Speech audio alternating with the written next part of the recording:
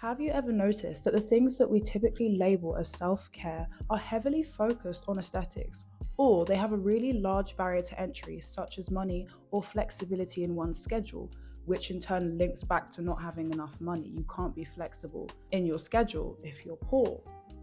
Now, even though aesthetics are king and money makes the world go round whether you want to accept it or not, but discussing the power of aesthetics and the ethics of wealth are not the purposes of today's video. Today I'm sharing with you all 10 of my completely unique and completely free self-care tips that I use that make me feel really good. Tip 1 is to do yoga, but with no clothes on. When you think about it, how many opportunities do you have in a day to be in your most natural and primal state in a wholesome way? Over the years, I've developed more of a reverence and respect for my body in terms of the way it looks and how effortlessly it works for me. So I pair that feeling with a yoga flow, and it creates a deeper feeling of self-acceptance and self-intimacy. Whether intentional or not, we often view our body through the lens of usage, disapproval, or hypersexualization. So it's been really nice and grounding for me to have that time to flow freely and appreciate the body I have been blessed with. Tip 2 is turning off my alarm clock and allowing my body to wake up naturally. I have the privilege to do this because as a swimming teacher, you don't teach until the afternoon. I also think a lot of you will have this privilege too because so many people work from home and join Zoom calls in their pajamas these days. I also don't have curtains at my bedroom window, so the sun shines directly onto my bed, which helps to wake me up. It's actually really beautiful and serene most mornings. Anyways, try this, or at least try getting to bed an hour earlier. Do something because your eye bags are screaming out for help. Tip 3 is to put your phone on airplane mode before you go to sleep. I literally love this one. To me, the morning is the most important part of my day.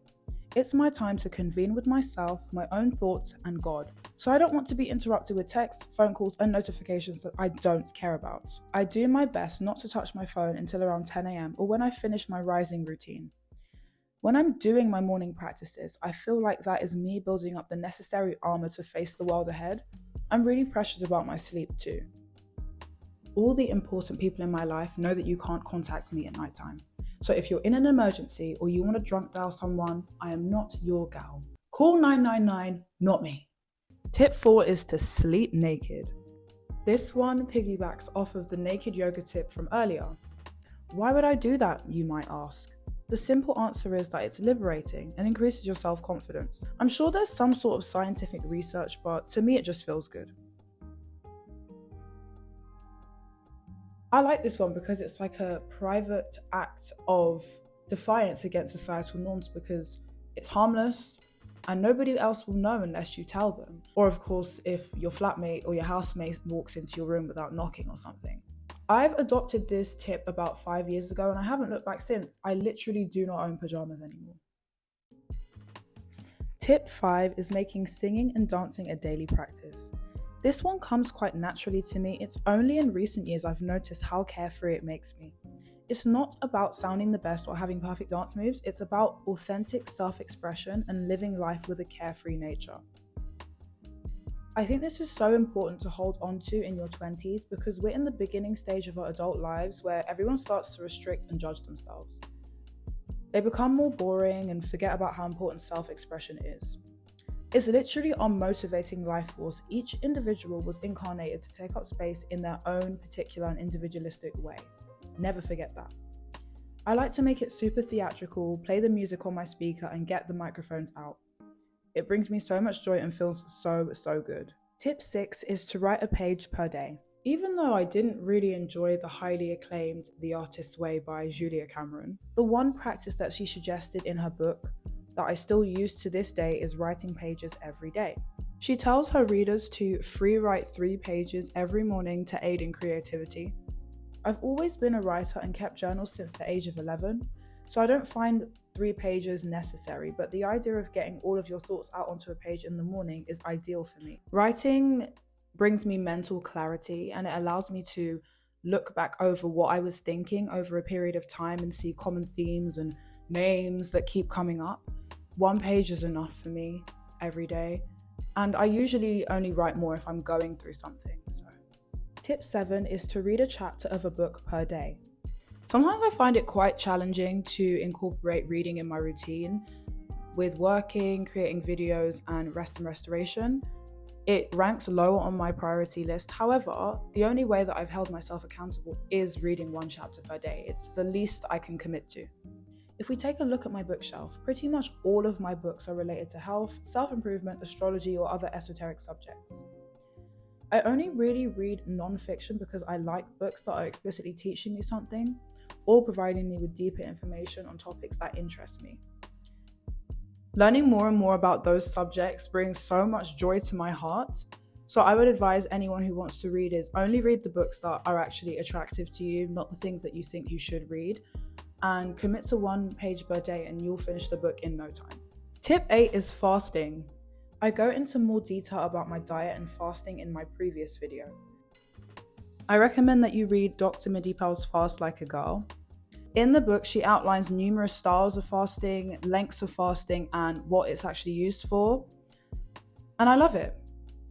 For me, fasting gives me mental clarity and it increases my productivity. I fast for at least 12 hours a day. And you wouldn't believe how many things you actually get done. Until you start fasting, you don't realize how much your life was actually controlled by food beforehand. But that's for another video, or that's for my previous video. Tip 9 is taking a salt bath in silence. I love watching other people do self-care routines, but I notice how much stimuli they bring into the bathroom. Of course, it creates an ambiance, and typically when I shower, I do play music, but I only do salt baths once a week, every Monday. And I like to use it as a time to be reflective, and the best way to do that is without any distractions, in silence. A lot of us are scared of silence as it gives us time to sit with the thoughts and feelings that we continually are hiding from.